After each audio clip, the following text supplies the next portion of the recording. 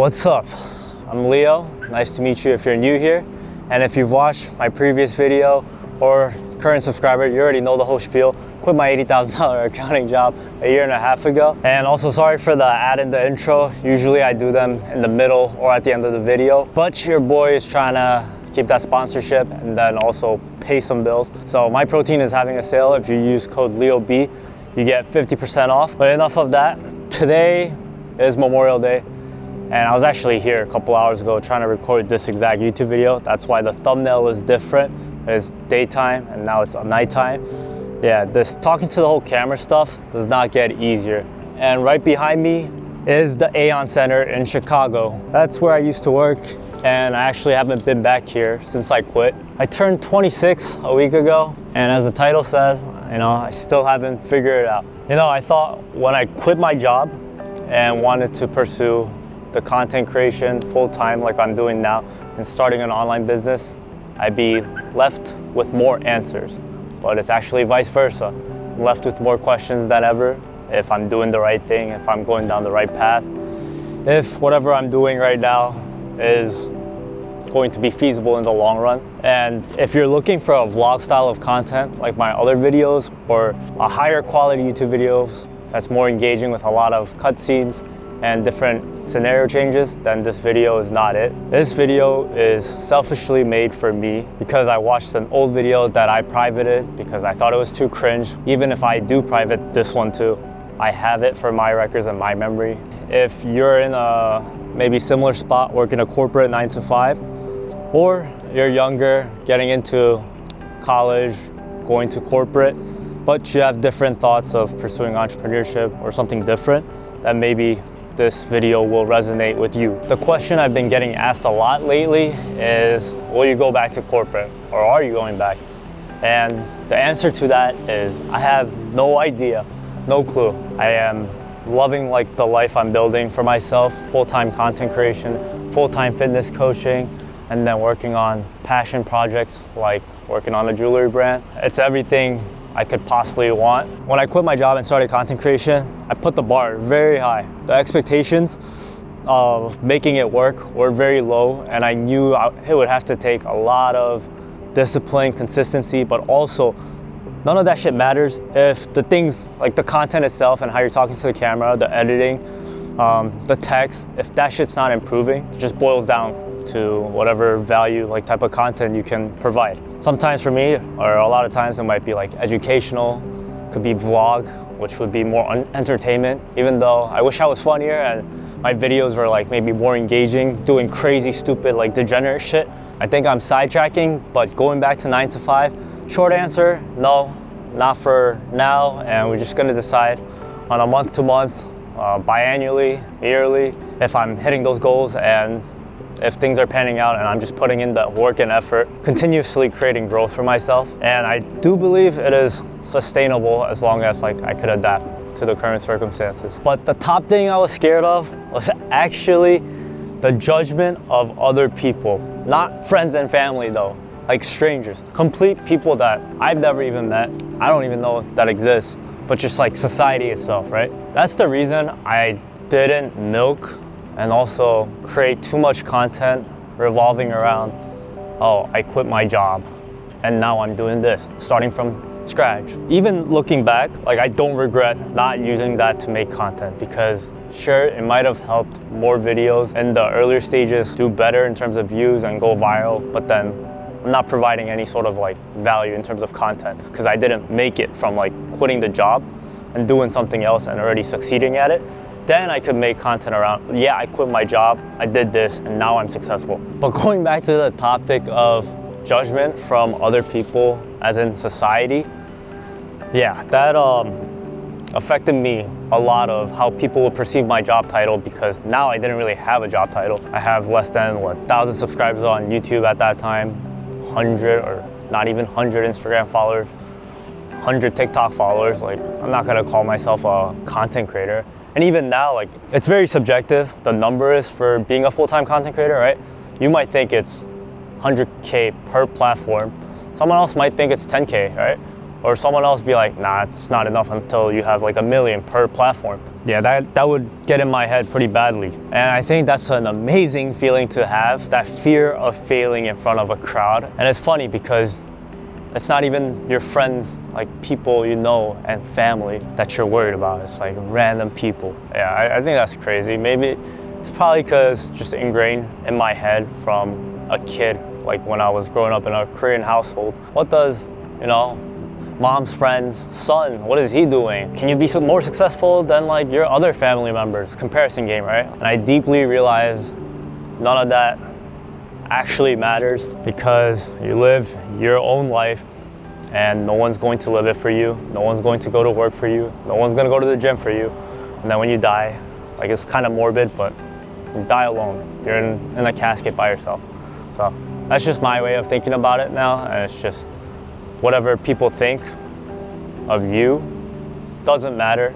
They're too busy with their own lives. Yes, they will judge and think, that's just human nature, but it's only for like a quick second or a quick minute. You're not gonna linger. We're not that important. You're always thinking about just yourself in your head, about what other people are thinking about you, but it's still just about yourself, and everyone else is doing the same thing. And these are honestly the things I have figured out. The feelings of anxiety, the feelings of fear, the feelings of even joy, none of that stuff is gonna ever go away. Oh, I think when I was younger, I always tried to find a way to always get the happy feeling, right?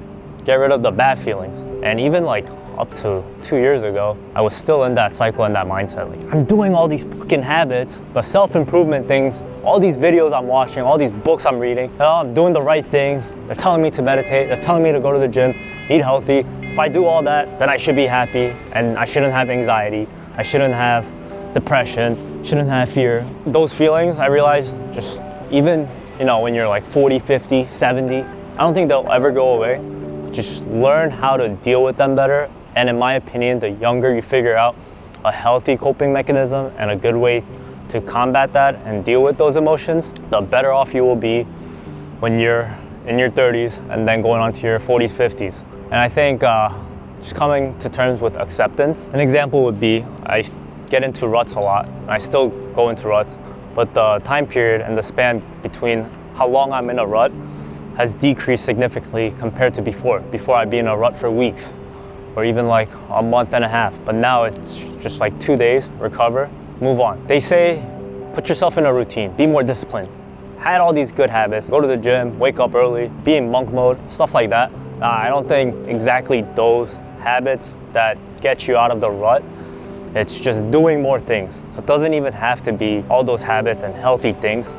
As long as you're talking to more people, doing anything that gives you the littlest bit of joy, even if there's a small amount of friction, but that friction is needed. If there's no friction, then you're not gonna get out of the rut. I think your body has to know that, okay, this is challenging, this is a little difficult, but you overcome it, and then your mind's like, oh shit, that wasn't too bad. I got over that hump, and then now you're back on track. So yeah, with that being said, doing more things is amazing. That's what I've been doing, in my opinion, all my life.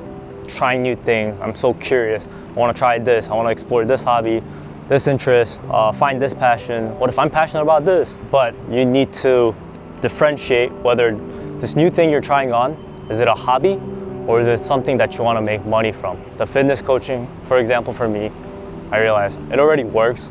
I enjoy it. This is the thing I'm going to all in on, and this is what I'm going to focus all my attention on. The jewelry business and the jewelry designs and stuff that I'm working on with my business partner, Henry, that's the hobby aspect for now, and it's a passion, creative side project. When they say like, you should have multiple sources of passive income, different revenues, right? That's what I've, like from doing my research of being financially literate, figure out entrepreneurship.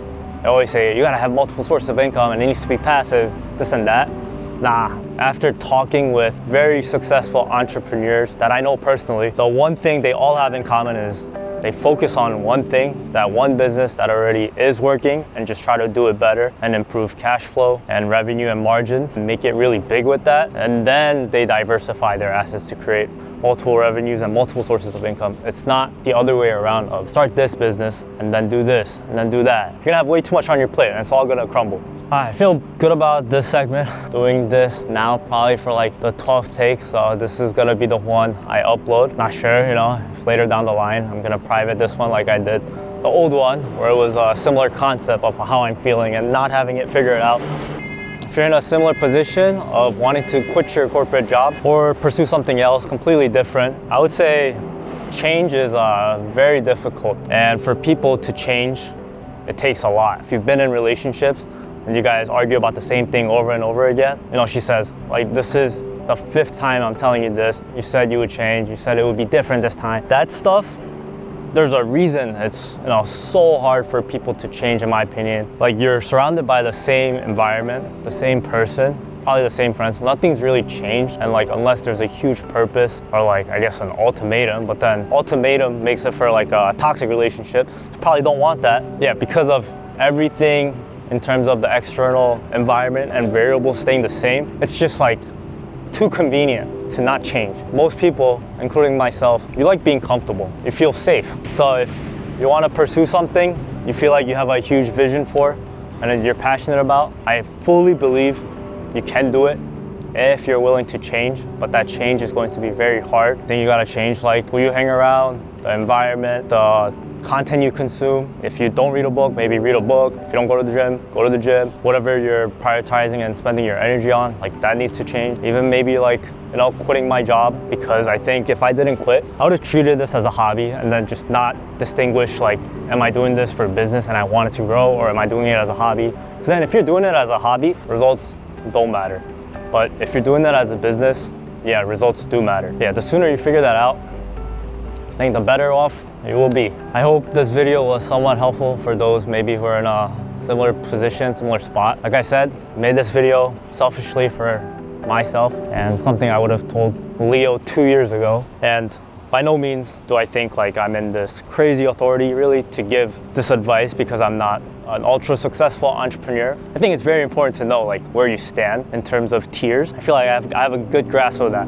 But I do think learning and reflecting from someone 2 to 5 steps ahead is really helpful, because I do the same thing. Because if I'm trying to like mimic and do something that's way too extreme, it's just, I can't learn.